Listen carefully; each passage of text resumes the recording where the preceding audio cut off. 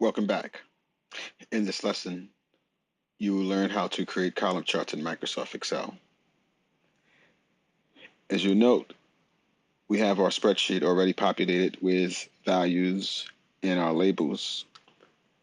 We're going to select from cell A5 all the way through to cell E10. This is our selection, cell A5 through E10.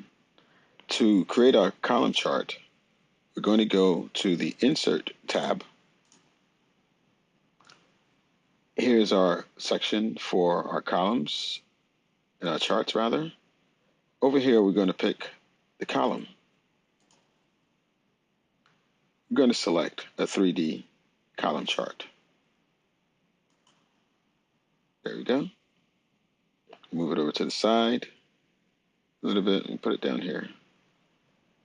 And again, the spreadsheet reflects the section that is being charted, and we see it here in the column chart itself.